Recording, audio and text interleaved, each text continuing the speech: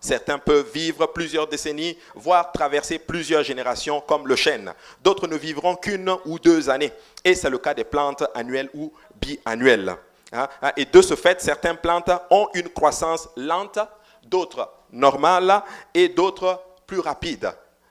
Donc certains grandissent rapidement, certains grandissent lentement et certains grandissent d'une façon moyennement. Je ne sais pas si on peut le dire ainsi.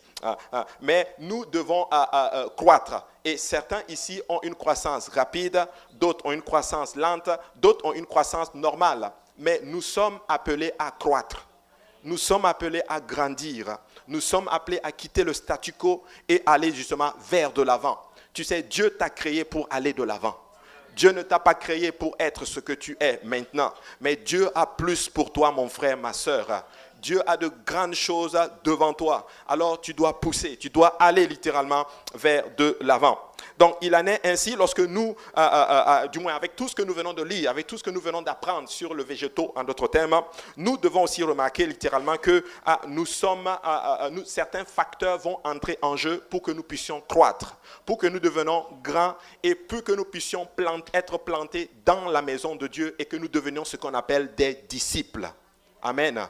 Nous voulons devenir des disciples. Lorsque nous devenons chrétiens, littéralement, nous le devenons littéralement parce que nous avons obéi à l'évangile. Nous le devenons parce que nous nous sommes repentis de nos péchés. Nous avons pris cette décision de ne plus jamais vivre l'ancienne vie, mais de vivre une nouvelle vie dans le Seigneur Jésus-Christ. Nous mentions avant, nous avons arrêté de mentir. Nous volions, nous arrêtons de voler. Nous trichons, nous arrêtons toutes ces choses. Nous arrêtons la vaine façon de vivre, littéralement. Après cette décision, cette repentance, littéralement, nous nous sommes fait baptiser au nom de Jésus-Christ pour le pardon de nos péchés. Hallelujah. Qui a eu le privilège d'entrer dans les eaux au nom de Jésus-Christ pour le pardon de vos péchés? Quelle expérience extraordinaire. Le Seigneur vous a lavé complètement de tous vos péchés. Amen. Est-ce que vous pouvez vraiment remercier le Seigneur parce qu'il a effacé tous tes péchés? Alléluia. Il a tout effacé. Alléluia. Et Dieu sait que nous en avions fait beaucoup. Alléluia. Et après cela, il nous a donné son esprit. Certains d'entre vous, vous l'avez reçu avant le baptême. D'autres, vous l'avez reçu après le baptême. D'autres, vous avez reçu cela dans l'eau du baptême. Mais il vous a rempli du Saint-Esprit et vous avez commencé à parler en d'autres langues. L'Esprit du Seigneur est en vous. Et en accord avec la Bible dit que vous êtes nés de nouveau.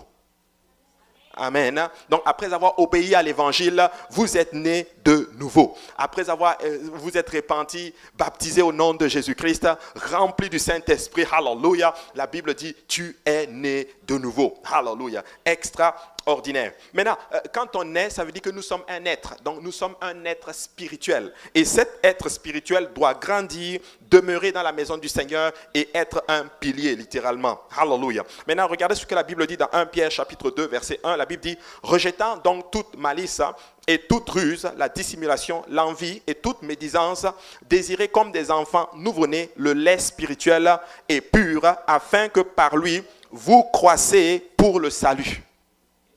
Amen. Vous croissez pour le salut. Spécifiquement, il est en train de dire que le salut n'est pas ponctuel. Le salut n'est pas quand tu as obéi seulement à l'évangile. Tu sais, quand tu as obéi à l'évangile, oui, tu es sauvé maintenant.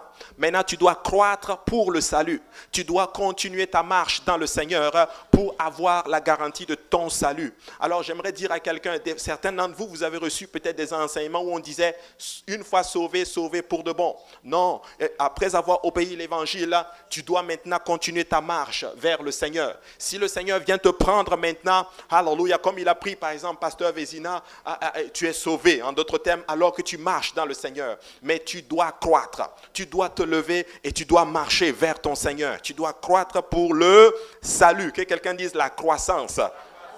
Amen. Il dit, si du moins au verset 3, vous avez goûté que le Seigneur est bon. Alléluia. Il dit, si tu as goûté que le Seigneur est bon, tu dois désirer le lait, comme un nouveau-né désire le lait afin de croître. Alléluia. Qui a déjà goûté le Seigneur et qui peut me confirmer que le Seigneur est bon? Alléluia. L'Éternel est bon avec son peuple.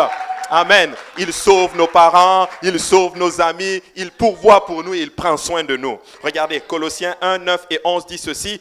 C'est pour cela que nous aussi, depuis le jour où où nous en avons été informés, nous ne cessions de prier Dieu pour vous et de demander que vous soyez remplis de la connaissance de sa volonté en toute sagesse et intelligence spirituelle, pour marcher d'une manière digne du Seigneur et lui être entièrement agréable, portant des fruits en toutes sortes de bonnes œuvres et croissant par la connaissance de Dieu, fortifié à tous égards par sa puissance glorieuse, en sorte que vous soyez toujours et avec joie, persévérants et patients. Alléluia. Persévérant et patient. Donc nous devons croître. Il dit, vous devez marcher d'une manière digne du Seigneur et lui être entièrement agréable, portant des fruits en toutes sortes de bonnes œuvres et croissant. Et croissant par la connaissance de Dieu. Vous savez, même le Seigneur, Jésus-Christ dans la chair, Dieu lui-même manifesté dans la chair, devait croître dans la chair. Il devait croître, je peux vous le prouver. Luc chapitre 2, verset 52, la Bible dit, et Jésus croissait en sagesse. Amen. Il grandissait en stature et en grâce devant Dieu et devant les hommes. Vous savez, croître, ça veut dire ceci, augmenter. Croître, ça veut dire faire des progrès. Croître, ça veut dire aller de l'avant. Croître, ça veut dire quitter le statu quo vers un stade beaucoup plus grand. Alléluia. Alors Dieu est en train d'appeler quelqu'un aujourd'hui, littéralement, à se dire, ok, ce n'est plus le temps pour moi de rester au stade où j'en suis. Je me satisfais déjà de ce stade, mais je sais qu'il y a quelque chose de mieux devant moi. Alléluia. Je dois faire un autre pas. Alléluia. Même si je ne vois pas ce qui est devant moi, il y a un pas que je peux faire. Maintenant, je ne sais pas comment 2018 a été pour certains d'entre vous, mais je suis là pour dire à quelqu'un, 2019 sera mieux. 2019, c'est la croissance. 2019, c'est la maturité. Alléluia. Et Dieu n'a même pas encore fini. L'année n'est même pas encore terminée. Déjà, à partir à la fin de ce service, tu vas croître dans le Seigneur. Alléluia. Ainsi, pour croître littéralement, nous avons besoin de certains ingrédients. Nous avons besoin de certains facteurs. Comme le végétal a aussi besoin de certains facteurs. Premier facteur, que quelqu'un dise premier facteur. C'est là, je suis allé un peu trop loin. Premier facteur, c'est la maison de Dieu. Alléluia. La maison de Dieu. Que quelqu'un dise la maison de Dieu. Alléluia. J'ai pris une image de la maison de Dieu. Est-ce que j'ai pris une image de la maison de Dieu? Est-ce qu'il y en a qui reconnaissent la maison de Dieu?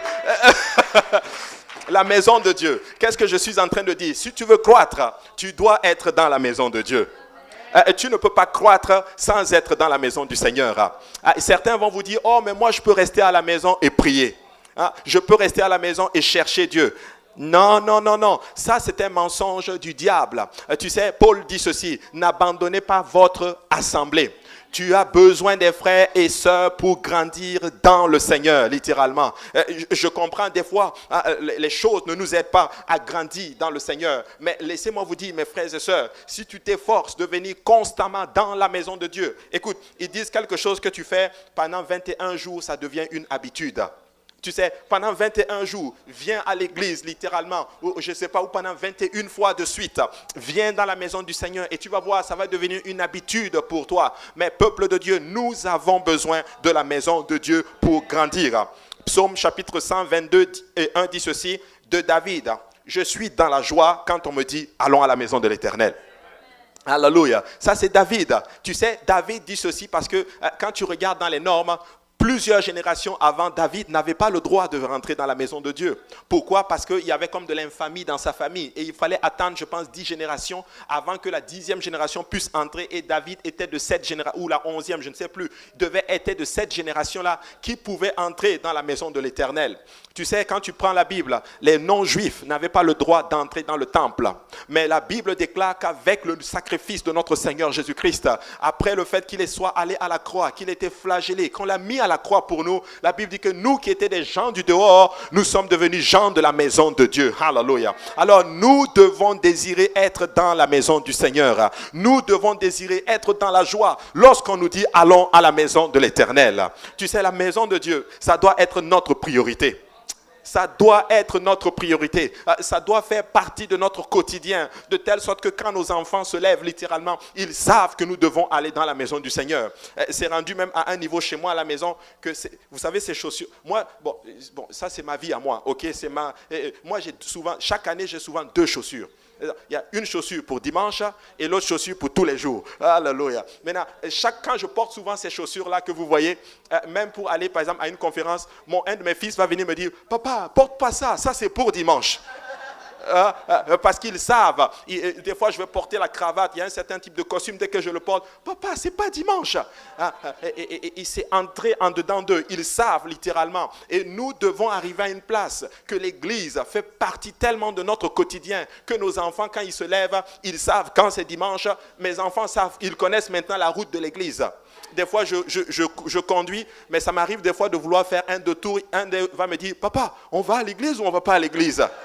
Ils connaissent déjà et nous devons arriver à une place que la maison de Dieu fait partie de notre quotidien littéralement. Parce que dans la maison de Dieu, nous rencontrons l'Éternel. Dans la maison de Dieu, nous rencontrons les frères et les sœurs. Dans la maison de Dieu, nous voyons des gens comme nous qui passent par des moments difficiles, mais qui sont encouragés, qui viennent dans la maison du Seigneur.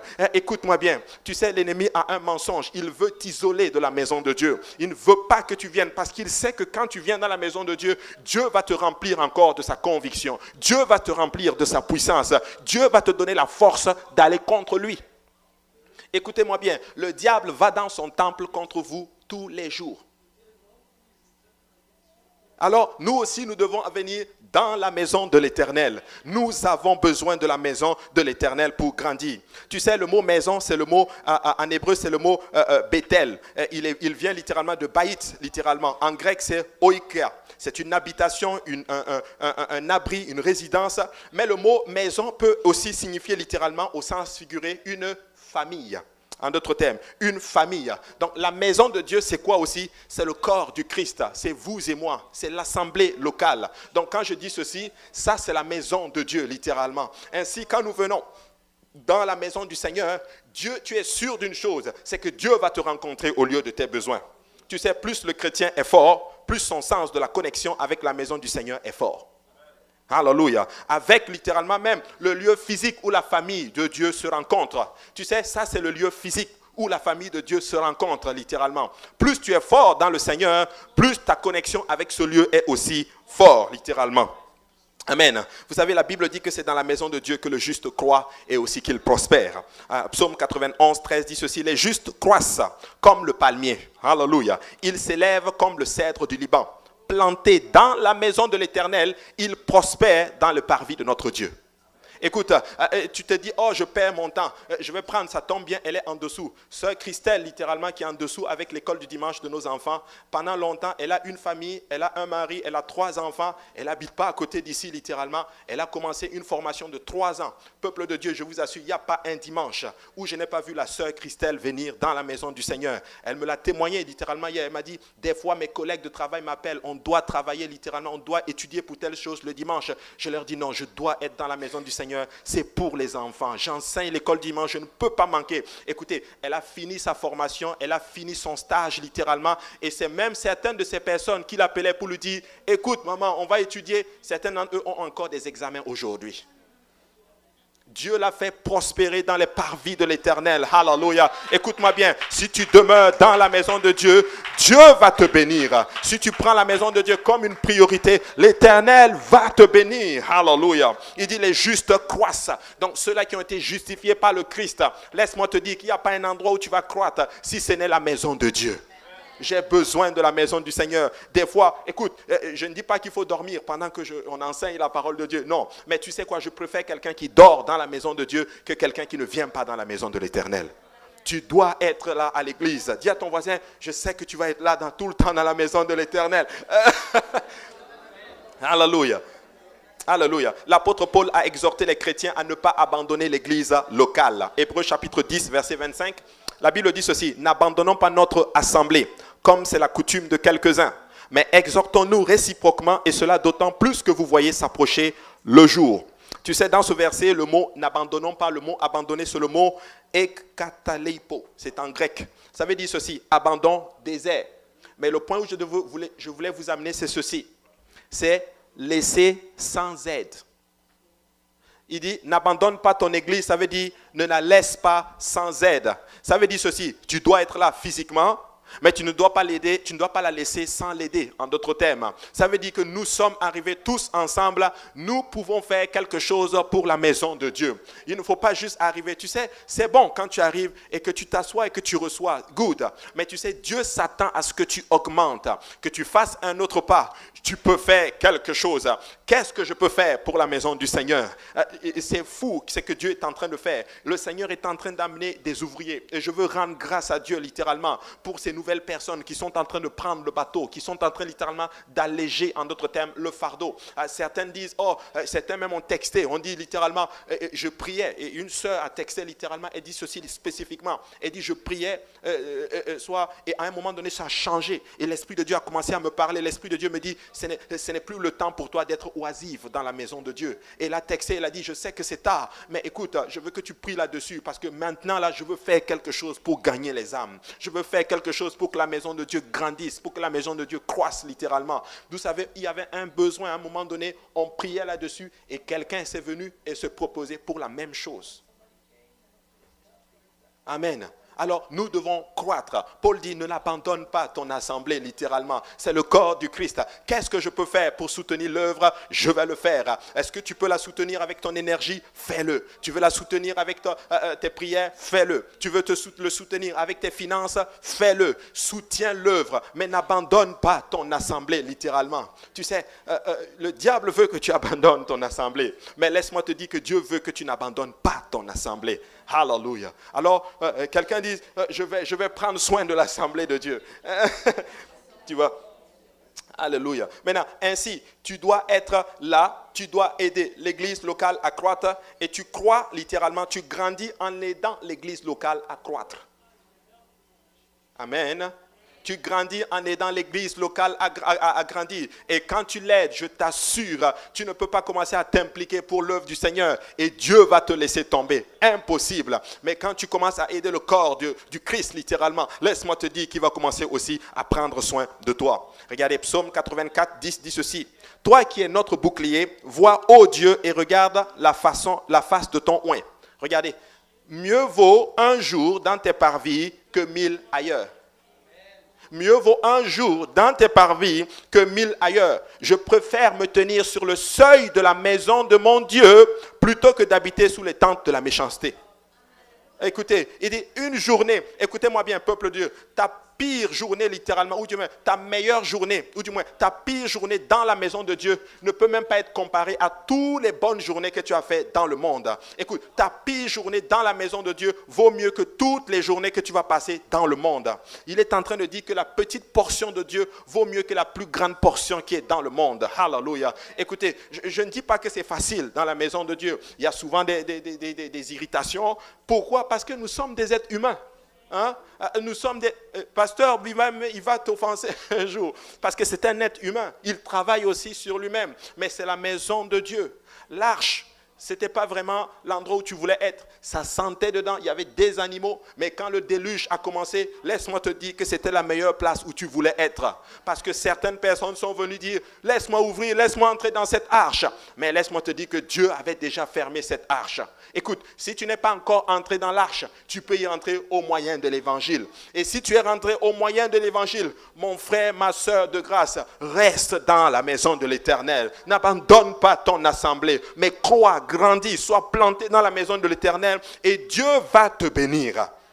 Alléluia. Dieu va te bénir. Il dit, je préfère même me tenir sur le seuil de la maison de l'Éternel que d'être sous les tentes de la méchanceté. Vous savez, c'était vendredi fou. La dernière fois. Écoutez, j'ai vu des émissions où il y a certaines personnes qui sont allées devant les magasins, ils se sont restés assis. À 3 heures du matin, ils attendent pour acheter leurs choses. Moi, je crois qu'il y a un esprit derrière ceci. C'est l'esprit de ce monde qui pousse les gens. Écoutez, si les gens sont capables de faire ceci pour des choses périssables, qu'en est-il de nous, peuple de Dieu, hallelujah, pour les choses non périssables? Écoutez, nous avons besoin de la maison de l'Éternel. Nous avons besoin d'être là, hallelujah, parce que c'est notre endroit, c'est notre endroit de sécurité. Nous avons besoin de la maison du Seigneur. Amen. Maintenant, deuxième ingrédient, parce que ça prend beaucoup d'ingrédients, c'est la maison de Dieu. Donc vraiment, gardez cela, hein? C'est la maison de Dieu. Deuxième ingrédient, que quelqu'un dit deuxième ingrédient. C'est la parole de Dieu. Tu sais, si tu viens dans la maison de Dieu, il faut que tu gardes la parole de Dieu. Hein? Et tu as besoin de la parole de Dieu. Tu sais, la Bible dit que la parole de Dieu, c'est lui-même. Amen. Hein? C'est lui-même. Jean 1:1 dit ceci, au commencement était la parole était avec Dieu et la parole était Dieu. Maintenant, je vais vous expliquer cela d'une façon simple. Si par exemple, je cherche quelqu'un littéralement ici, là, par exemple, le frère Marcus, par exemple, il s'élève et il allait derrière cette porte. Hein, et puis il commence à parler. Il parle à haute voix. Certains d'entre vous qui le connaissez, vous allez dire, oh, ça c'est le frère Marcus. Pourquoi? Parce que la voix de Marcus, ou du moins la parole de Marcus, c'est lui-même. Tu ne peux pas dissocier quelqu'un de sa parole. Maintenant, certains disent, moi je veux connaître la volonté de Dieu.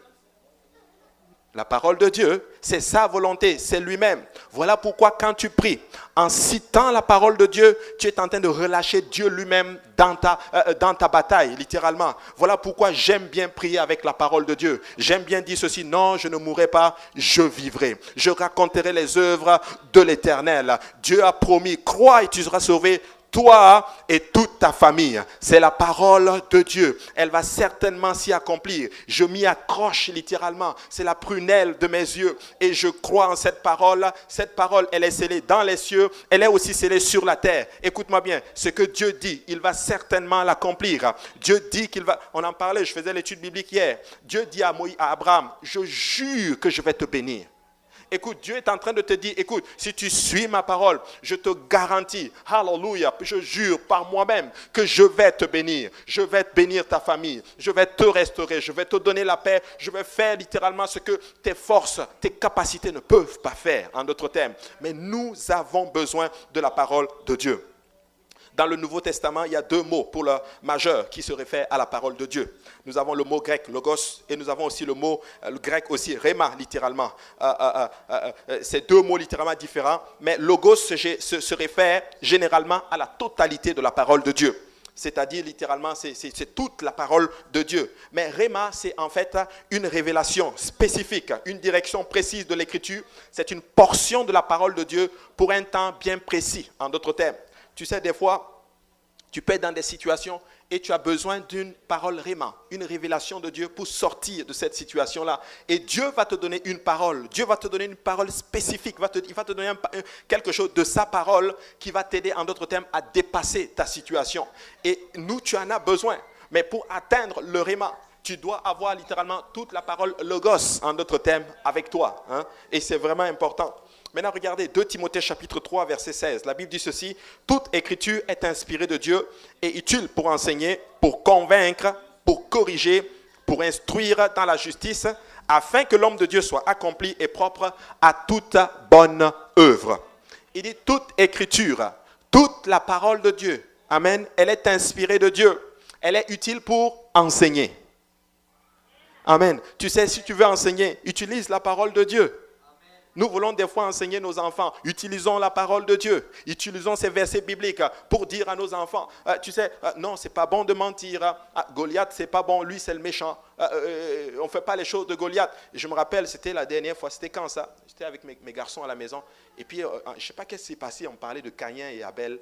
Et puis, à un moment donné, on parlait de Caïn et Dieu m'a inspiré. Dieu m'a permis de prendre ça pour leur enseigner. Et j'ai dit, c'est qui Caïn? Et un de mes fils me dit, non, il a tué son frère. Tu vois? Et là, je dis, tu vois, donc on ne doit pas faire du mal à son frère. C'est les Caïns qui font du mal à leur frère. Hein? Mais les Abel, ils sont gentils. Tu vois? Et là, je lui ai dit, donc, on ne tape pas son frère. Parce que si tu tapes ton frère, c'est comme si tu fais comme Caïn. Tu vois? Et ne me regardez pas comme ça. Ça a l'air violent, mais je vous dis, la pilule est vraiment descendue là. Sans eau en plus. C'est vraiment descendu. Il a accepté cela. C'est fou, le type était figé. Mais c'est calé en dedans de lui. Parce qu'ils savent automatiquement qu'on ne tape pas son frère. Amen. Nous pouvons utiliser la parole de Dieu pour enseigner nos enfants et leur dire, on ne fait pas cela. Caïn, il n'a pas été gentil. Caïn, il a fait du mal à son frère. Et je vais dire à quelqu'un, nous ne voulons pas être des Caïns. Amen. Nous ne voulons pas nous faire du mal les uns les autres. Nous voulons être des Abel. Alléluia, des Abel. Donc tu peux enseigner en utilisant la parole de Dieu. Elle est aussi utile pour convaincre. pour convaincre. Tu veux convaincre quelqu'un? Utilise la parole de Dieu. Tu sais, oui, nous devons fuir les discussions vaines, mais quand tu utilises la parole de Dieu, tu peux convaincre quelqu'un et amener la personne à accepter, en d'autres termes, le Seigneur. Elle est utile aussi pour corriger. Nous n'aimons pas beaucoup la correction, hein? Mais la parole de Dieu, elle corrige. Elle dit, ce n'est pas bon de faire cela. Ah, c'est pas bon de mentir. Ah, c'est pas bon de tricher. Ah, c'est pas bon de faire toutes ces choses. Nous devons, on peut utiliser la parole de Dieu pour corriger. Elle est aussi utile pour instruire, littéralement. Tu sais, si tu veux croître, instruis-toi avec la parole de Dieu. Quand tu prends la parole de Dieu, tel est l'homme qui se confie en l'Éternel. Et écoute, il prospère, la Bible déclare. Sa femme est féconde, littéralement. Elle est comme une vigne, en d'autres termes. Dieu fait prospérer l'œuvre de ses mains. Mais cette personne qui met la parole de Dieu en pratique dans sa vie, laisse-moi te dire, hallelujah, les gens vont te regarder comme des fous. Mais aux yeux de l'Éternel, tu es sage. Tu veux croître, tu as besoin de la parole de Dieu, en d'autres termes. Il dit au verset 17, afin que l'homme de Dieu soit accompli et propre à toute bonne œuvre. Tu sais, c'est dans la parole que nous rencontrons Dieu. Et notre réponse à la parole de Dieu, c'est notre réponse en fait à lui. Quand tu réponds à la parole de Dieu, tu réponds spécifiquement à Dieu. Si la parole de Dieu dit, répands-toi, si tu te répands, ce n'est pas à l'homme que tu as répondu, mais tu as répondu à Jésus-Christ. Si tu dis, ok, moi je vais me faire baptiser au nom de Jésus-Christ, hallelujah, gloire à Dieu, tu es en train de répondre au Seigneur Jésus-Christ.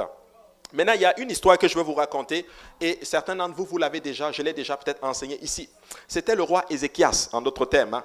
Il était roi sur Juda et la Bible dit que le roi d'Assyrie, qui était roi d'Assyrie avec son représentant Sanchérib, sont venus pour l'attaquer, en d'autres termes. Et je vous épargne beaucoup. Et par la suite, à un moment donné, il a envoyé une lettre. Et on appelle cela une lettre venant du diable, spécifiquement. Il a envoyé une lettre pour menacer, en d'autres termes, Ézéchias. Tu sais, Sanchérib, ça veut dire l'homme du péché. Mais Ézéchias veut dire ma foi est dans l'Éternel, en d'autres termes. La Bible dit que Ézéchias a pris la lettre et Ézéchias est allé littéralement. Il n'est pas allé voir le gouvernement. Il n'est pas allé quelque part. Il est juste venu dans la maison de l'Éternel. Il a établi ses lettres devant le Seigneur. Il a dit, Seigneur, voici ce que l'ennemi m'a envoyé comme lettre.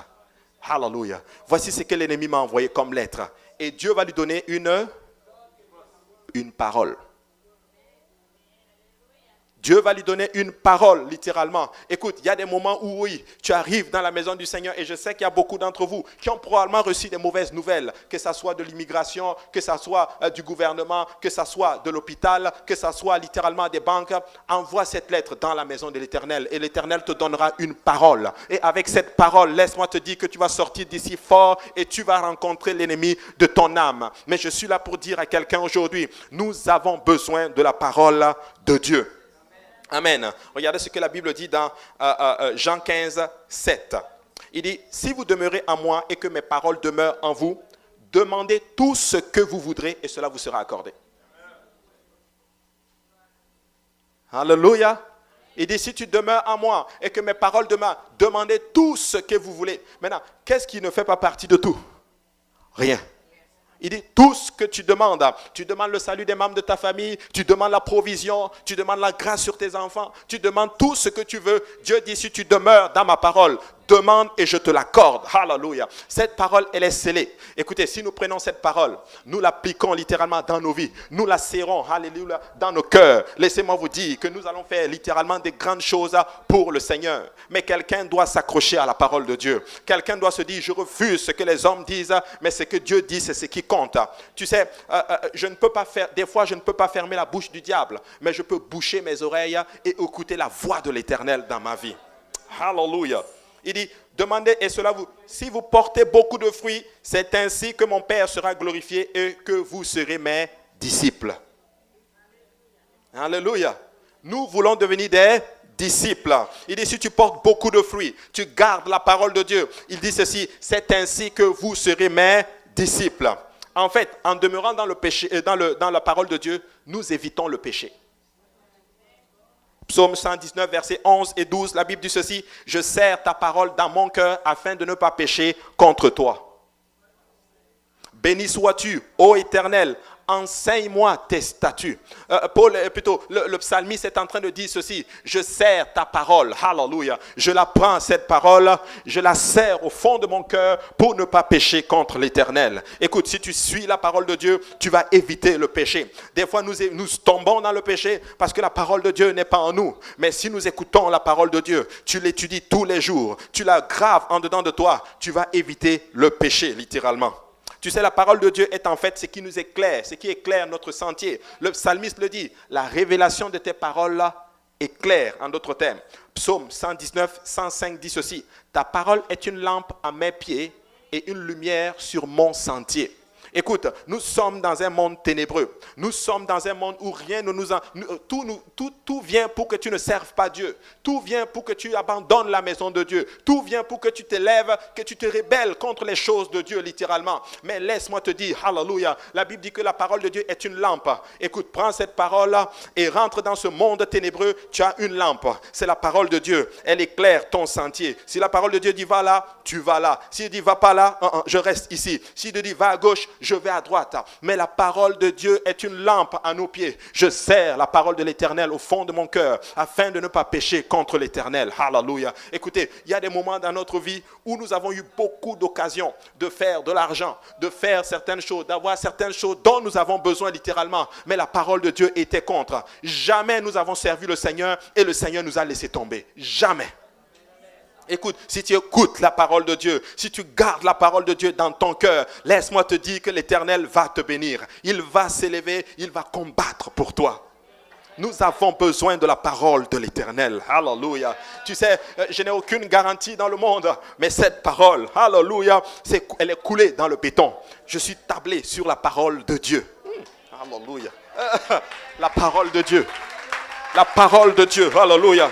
La parole de Dieu. Alléluia. Alors que le monde dit que je suis un perdant, la parole de Dieu dit que je suis la prunelle de ses yeux. Alors que le monde vient contre moi, la parole de Dieu dit que le maître est mort pour moi. Alors que le monde dit, oh, je suis tombé même dans mes erreurs, littéralement, c'est fini pour toi. La parole de Dieu dit que ce n'est pas fini pour toi. Lève-toi, hallelujah, rebondis, hallelujah, parce que tu es tablé sur une parole qui est certaine et véridique. Hallelujah.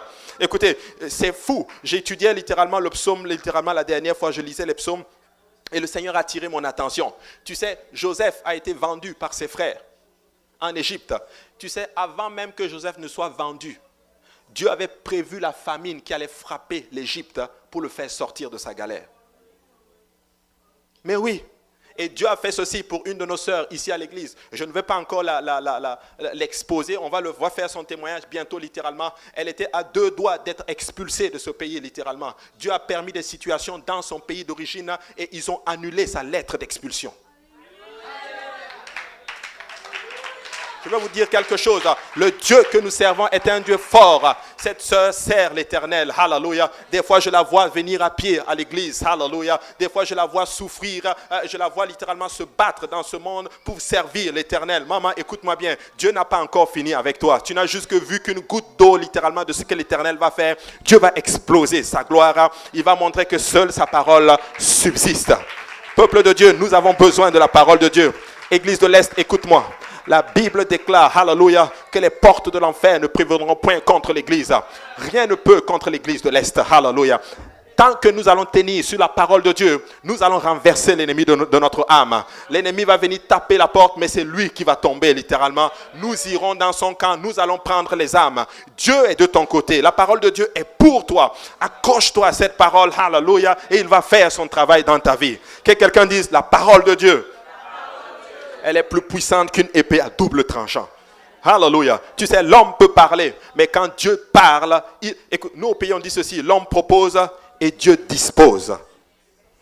L'homme peut proposer pour toi et Dieu va disposer pour toi. Hallelujah. Tu sais, l'ennemi a beaucoup attaqué. Je disais au pasteur, je ne sais pas comment cette année a été pour vous, mais pour nous, ça a été tough. Mais je rends grâce à Dieu, hallelujah, pour le nombre de victoires que nous avons eues. Hallelujah. Écoutez, Dieu nous a amenés à ce niveau où nous n'avons plus peur, littéralement, de toutes ces batailles parce que nous savons une chose. Hallelujah. Et Dieu m'a dit, je ne sais pas toi qui t'es appelé, c'est moi qui vous ai appelé. Vous n'allez pas tomber. Vous allez continuer, vous allez remporter des victoires, littéralement. Vous allez vous vous tenir et vous allez voir vos familles. Vous allez voir des familles qui vont venir en bloc, comme cela, en train de servir le Seigneur. Ils vont venir littéralement en train de dire, demandez au pasteur de me baptiser. Boum, baptisé au nom de Jésus. Et écoutez, vous n'allez, je le crois de tout mon cœur. Tu vas voir papa assis ici, maman assis ici, la fille assis ici, le frère assis ici, le cousin assis ici, le tante de l'oncle assis ici, assis.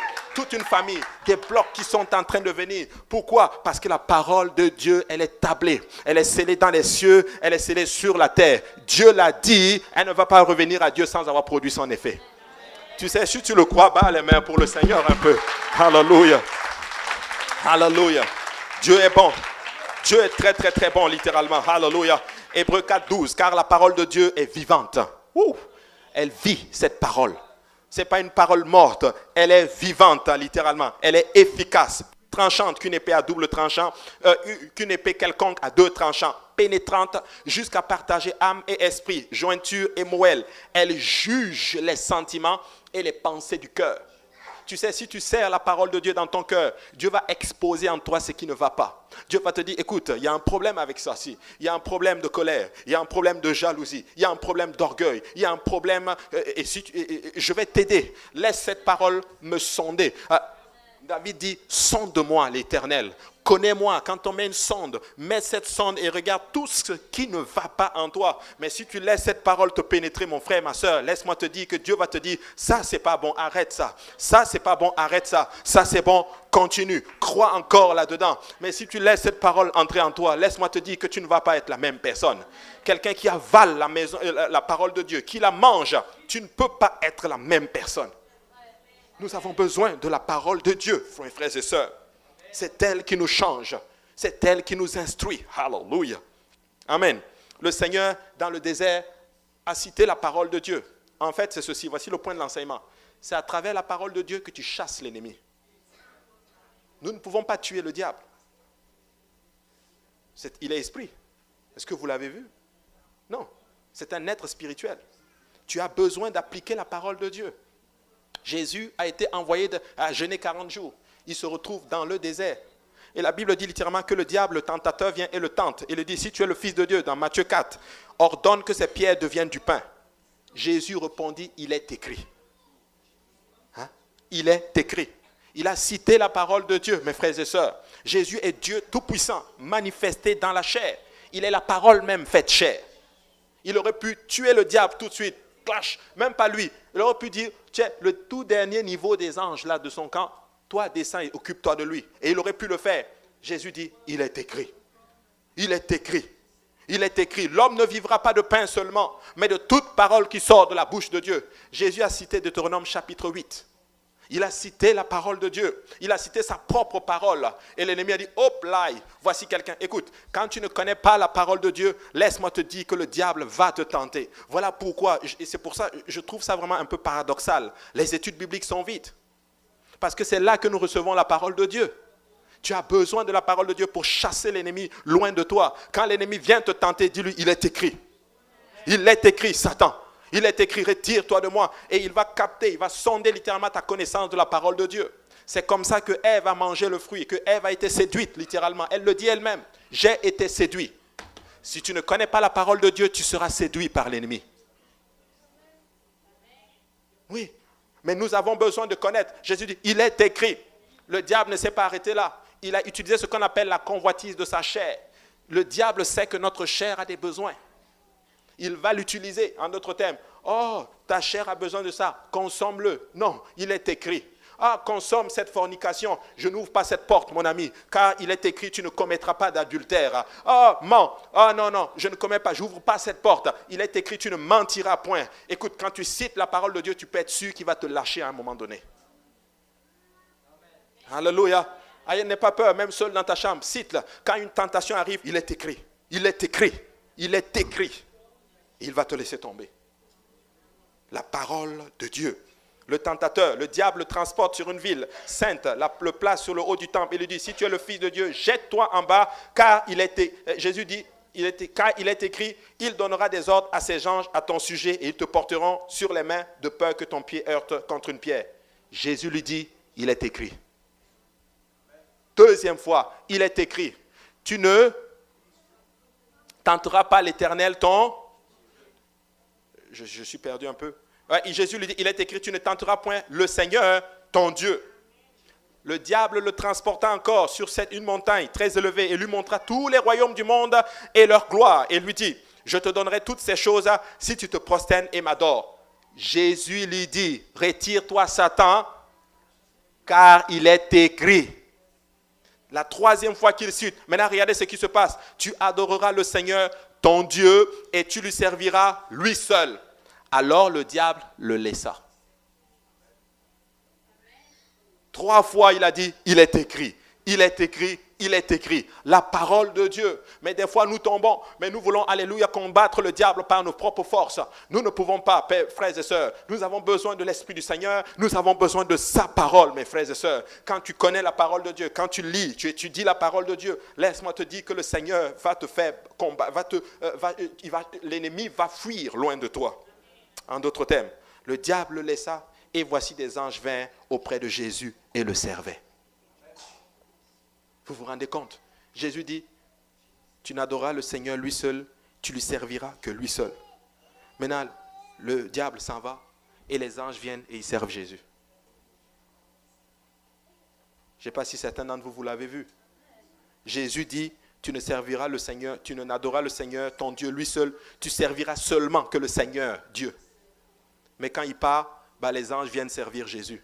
Tu mets tout ça ensemble, Jésus est juste en train de dire, c'est moi, Dieu Tout-Puissant. Il est le Dieu Tout-Puissant. Il est le Seigneur de gloire. Il a cité la parole littéralement. Un enfant de Dieu doit lire sa Bible tous les jours. Tous les jours. Tu sais, si tu divises le nombre de pages de la Bible par 365 jours et que tu lis cela tous les jours, à la fin de l'année, tu auras fini ta Bible. Et si tu accélères juste 2 fois à la fin de l'année, laisse-moi te dire que tu auras lu ta Bible 2 fois. Tu dois finir la Bible chaque année.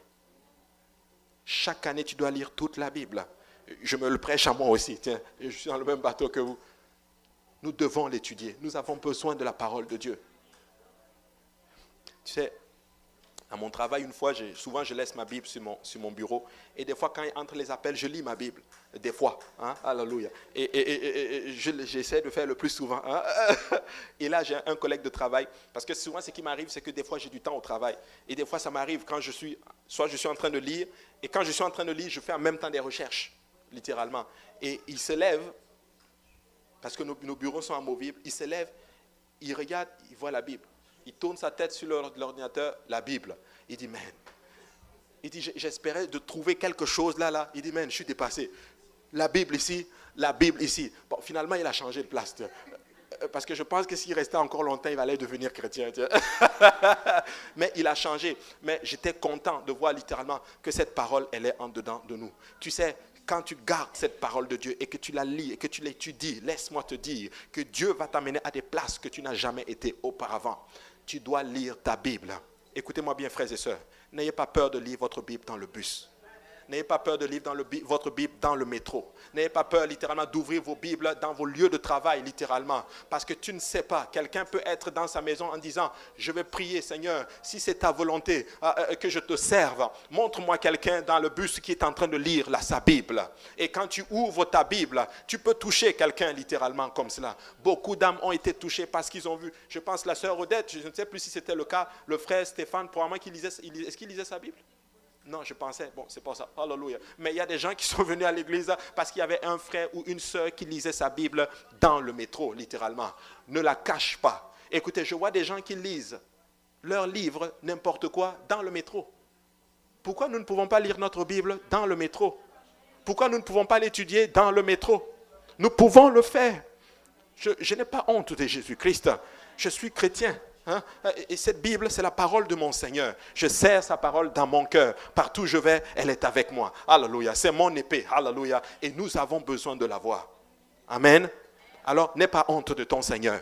Ouvre ta Bible et lis-la. Ça m'est déjà arrivé dans le bus où je m'assois, j'ai dit, c'est dans mon sac. Et là, j'ai dit, je livre, je l'ouvre pas, je l'ouvre. Je n'ai. J'ai dit, ok, je vais lire ça sur mon cellulaire. De toute façon, le cellulaire, c'est pas vu. Dieu dit, ouvre ta Bible, mon cher ami.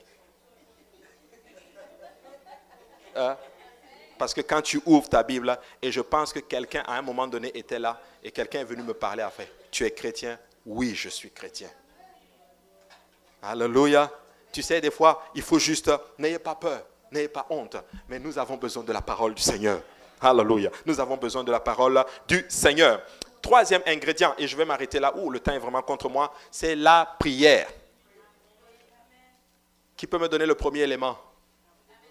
La maison de Dieu, la parole du Seigneur et la prière. Écoute, si tu pries, c'est le souffle même de l'être spirituel.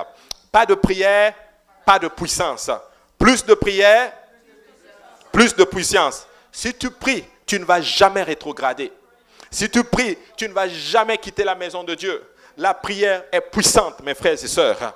La prière est efficace, mes frères et sœurs. Alléluia. Écoute, si tu pries, laisse-moi te dire que l'ennemi a peur de toi. Quand tu pries, laisse-moi te dire que le monde spirituel commence à bouger. Quand un enfant de Dieu plie les genoux littéralement à terre, laisse-moi te dire qu'il devient excessivement puissant.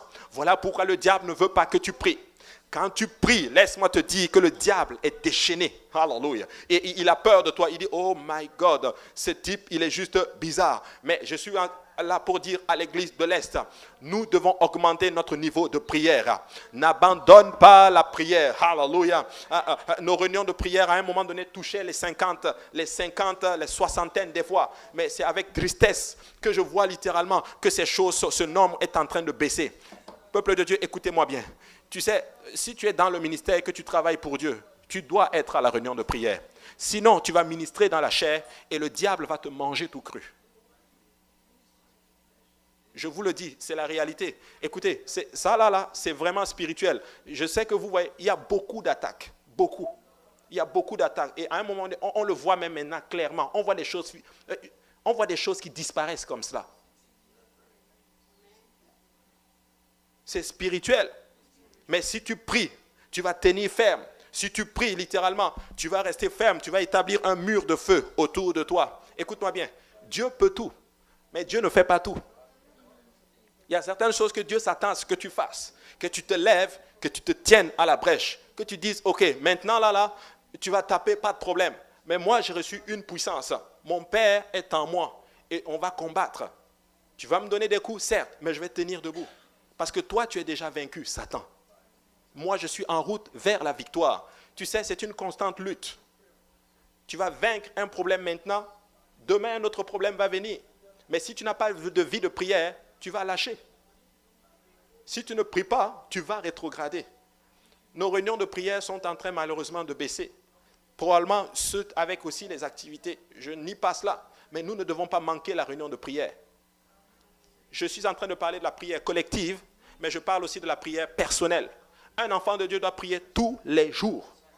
Un enfant de Dieu doit prier tous les jours. Tu sais, je vais vraiment vous encourager. Je ne dis pas que c'est ce qu'il faut faire. Si tu te mets à genoux et que tu pries, même si tu t'endors, pas grave. Je préfère même ça à la limite que quelqu'un qui ne fait absolument rien du tout. Tiens-toi encore, demain encore, fais-le encore. Tu vas voir à un moment donné, tu vas vaincre le sommeil et tu vas être capable de prier. Mais nous devons prier. Je peux prier pour toi, mais je ne peux pas prier à ta place. Mais nous avons besoin de la prière. Écoute-moi bien, si tu pries, tu ne vas pas quitter la maison de Dieu. Ceux qui quittent la maison de Dieu, c'est qu'à un moment donné, ils ont abandonné la prière. Tu cherches bien, on ne rétrograde pas du jour au lendemain. Quelqu'un qui sort de la maison de Dieu, ça veut dire qu'à un moment donné, il avait déjà lâché quelque chose, à un moment donné. Soit il a lâché la fréquentation de la maison de Dieu, il ne lit plus trop sa Bible, il a lâché un peu la prière et les choses ont commencé à dégénérer. Et souvent, des gens comme ça, je remarque quelque chose. Un esprit de rébellion commence à les saisir. La voix du pasteur n'a plus d'importance dans leur vie. Cette même voix qui était solide dans la vie de la personne n'a plus de solide. La personne commence à marcher dans la rébellion, commence à faire les choses comme il sent. Et à un moment donné, la personne disparaît tout simplement. Mais tu sais quoi? Si tu sers la maison de Dieu, je suis dans l'église, tu étudies la parole de Dieu et tu pries. L'ennemi, tu établis un mur. Tu éloignes le diable, tu établis un mur autour de toi et il ne peut rien te faire. Nous avons besoin de la prière. Tu dois venir à l'église, prier avec le corps du Christ, mais tu dois avoir une vie spirituelle seule. Tu sais, le diable a dit ceci. Jésus, je connais. Paul, je le connais. Mais toi, je ne te connais pas. Bon, pas vous là, mais c'est dans la Bible. Nous avons besoin de la prière, littéralement. Tu ne vas pas tomber dans la chair. Si tu pries, tu ne vas pas tomber dans la chair. Voilà pourquoi nous avons une réunion de prière tous les samedis. Nous exhortons tout le monde à venir à la réunion de prière et avoir une vie de prière. Regardez, 1 Pierre 4, 7 dit ceci, « La fin de toute chose est proche. Soyez donc sages et sobres pour vaquer à la prière. » La fin de toute chose est proche. Je ne peux pas évaluer ta vie de prière, moi. Je ne peux pas. Je ne peux pas savoir qui a prié, qui n'a pas prié. Mais je sais une chose, c'est entre toi et Jésus. Prie. Dieu va faire de grandes choses. N'arrête pas de prier pour les membres de ta famille. La prière est puissante, elle marche. Elle marche. Je vous assure, elle marche. Ma belle-mère devait subir une intervention récemment. On a commencé à paniquer comme pas possible. Ma femme peut vous témoigner. Et là, gloire à Dieu, je bénis beaucoup le Seigneur pour le frère Cédric. Il est allé, il a enseigné une étude biblique dans ma belle famille. Papa était assis, il a absorbé la parole, il a la conviction du baptême, il veut même le faire, en d'autres termes. Toute la famille, ils sont d'accord. Et au moment où on a amené belle grand-maman pour l'opération, c'est ma belle-mère même qui a appelé Cédric. Mon ami, il faut que tu viennes prier encore. Il est venu, ils ont prié, ils sont allés, ma grand-mère a fait l'opération, tout s'est bien passé. Elle se porte bien, elle est déjà rentrée dans la maison et avec l'aide du Seigneur, le frère va retourner là-bas pour continuer maintenant à enseigner littéralement toute la famille. Peuple de Dieu, nous devons prier. Nous devons prier pour nos bien-aimés. Nous devons prier pour nos enfants. Si vous ne priez pas pour eux, le diable va les attaquer dans les écoles. Vous savez qu'est-ce qu'on enseigne là-bas? Maman, écoute-moi, ce sont tes enfants. Prie pour eux tous les jours. Avant même qu'ils aillent à l'école, pose la main. Je le protège dans le sang de Jésus-Christ. Que ton mur de feu soit autour de ce petit. Protège-le, papa. Parce qu'il va dans un camp de formation, un camp de concentration. N'importe quoi à nos enfants. Mais nous ne prions pas. Nous ne prions pas. Nous devons prier. Nous devons vaquer à la prière. Tu sais, écoute-moi bien. Si la réunion de prière ne fait pas partie de ton programme, tu ne fais pas bien. Ça doit faire partie de ton programme. Je dis souvent ceci au couple. Quand Dieu me fait grâce d'aller dans les familles, je leur dis ceci. Papa, tu sais, si tu veux être un bon mari, tu ne dois pas manquer la réunion de prière. J'ai dit, maman, si tu veux être une bonne épouse, tu ne dois pas manquer la réunion de prière. J'ai dit souvent aux nouveaux qui veulent se marier, qui viennent des fois nous dire, bon, toi, tu es un peu ancien dedans, quel conseil? J'ai dit souvent, tu sais, frère, tu vas te marier, ne manque jamais la réunion de prière. Jamais. Ne manque jamais la réunion de prière. Parce que c'est elle qui va baquer littéralement ton mariage. C'est elle qui va baquer. Et on a un truc à la maison qui dit, la vie est dure. Alors prends-le avec la prière. Amen. Il faut prier, peuple de Dieu. Il faut prier. Il faut vraiment prier, littéralement. J'ai bientôt terminé. Les circonstances, littéralement, ne nous aident pas à prier. Voilà pourquoi la Bible dit, Colossiens 4, 2 et 4 dit ceci, « Persévérez dans la prière, veillez-y avec une action de grâce. Priez en même temps pour nous, afin que Dieu nous ouvre une porte pour la parole, en sorte que je puisse annoncer le mystère de Christ pour lequel je suis dans les chaînes et le faire connaître comme je dois en parler. » C'est tellement important que Paul le demande. Paul dit, priez pour nous, pour qu'on puisse donner la parole, en d'autres termes. Acte 1, 14 dit ceci, « Tous d'un commun accord persévéraient dans la prière, avec les femmes et Marie, mère de Jésus, et avec les frères de Jésus. » 2 Chroniques 7, 14, « L'Éternel apparut à Salomon pendant la nuit et lui dit, « J'exauce ta prière, et je choisis ce lieu comme la maison où l'on devra m'offrir des sacrifices. Quand je fermerai le ciel et qu'il n'y aura point de pluie, quand j'ordonnerai aux sauterelles de consumer le pays, quand j'enverrai la peste parmi mon peuple, si mon peuple sur qui est invoqué mon nom s'humilie, prie et cherche ma face, et s'il se détourne de ses mauvaises voies, je l'exaucerai des cieux, je lui pardonnerai son péché et je guérirai son pays. » Et il dit, mes yeux seront ouverts désormais, et mes oreilles seront attentives à la prière faite en ce lieu. La prière marche. Je vais m'arrêter là pour aujourd'hui. Le temps est vraiment contre nous. Mais je vais vous raconter un petit témoignage. Vous savez, avant le témoignage, je vais finir mon enseignement.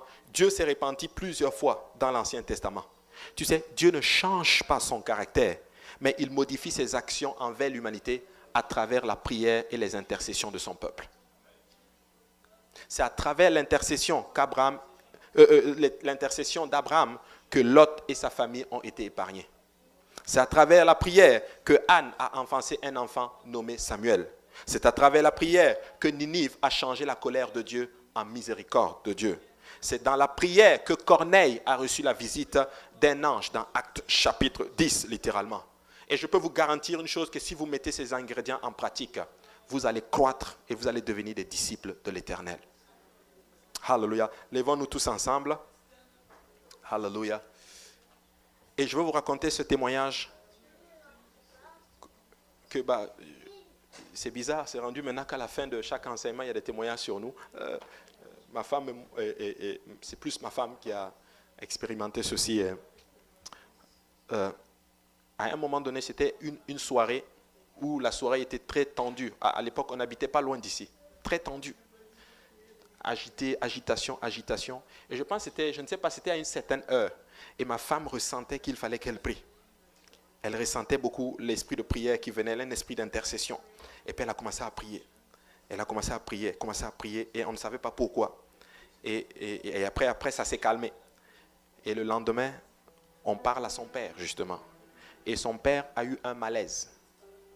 Et dans ce malaise, son père avait comme une sorte de vision, en fait, littéralement. Son père était en train de voir quelqu'un qui était en train de venir le chercher, de l'amener dans la mort, en d'autres termes. Et la personne était en train de venir là, le prendre là. Et dans ce malaise, il criait. Il dit non, je ne vais pas, quelque chose comme ça, je refuse. Il a shaké, et puis boum, il est revenu à lui-même. Et vous savez quoi? Au moment où ma femme était en train de prier, c'était exactement au même moment, littéralement, qu'il avait cette attaque. À ce moment-ci, parce qu'il y a beaucoup de... Vous savez, en Afrique et tout, beaucoup d'occultisme et toutes ces choses. C'était à ce moment-ci. Et quand on parlait à papa, l'heure, avec le décalage, tout concorde exactement, littéralement. Quelqu'un était en train de l'attaquer, mais gloire soit rendue à Dieu parce qu'il y avait quelqu'un qui se tenait à la brèche. Satan, tu ne vas pas toucher le peuple de Dieu. Nous allons nous tenir dans la brèche. Et l'Éternel est de notre côté. Sa parole est de notre côté.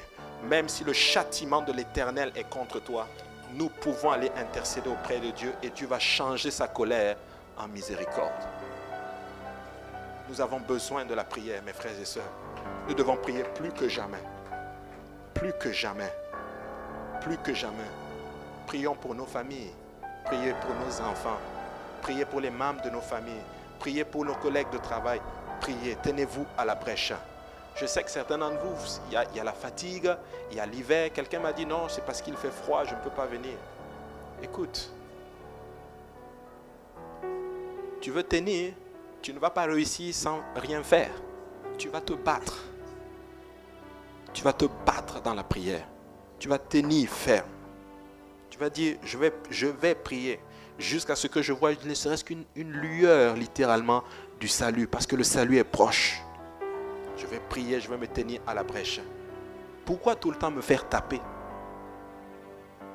Pourquoi tout le temps subir et subir? Non. Ça s'arrête. Ça s'arrête et je ne vais pas lâcher. Et vous n'allez pas non plus lâcher. Si tu lâches, tu perds beaucoup. Accroche-toi. Sois dans la prière. Sois un homme de prière, littéralement. Je veux vous dire, je vous parle vraiment, Dieu m'a mis à cœur maintenant, je vous parle vraiment du fond de mon cœur, littéralement. Je me rappelle, il y a un homme de Dieu que j'aime beaucoup, littéralement. Il a l'esprit de prière. Je l'ai vu à Saint-Laurent, j'ai dit, Dieu m'a dit que tu as un esprit de prière. Je veux que tu pries pour moi. Parce que je veux un esprit de prière. Je veux être capable de me tenir à la brèche. Je veux être capable de prier l'Éternel. Je veux prier. Je veux prier. et je vais prier. Je vais être dans la maison de Dieu et je vais être dans la maison de Dieu. Je vais m'accrocher à cette parole. Amen. Et je vais devenir un disciple. Et vous allez devenir des disciples. Hallelujah. Vous savez, je vais appeler les disciples de l'Éternel à venir à l'autel aujourd'hui. L'autel est ouvert. Nous allons sceller tout ceci dans le sang de Jésus. Et Jésus va nous aider. Et je prie que Dieu nous baptise de cet esprit.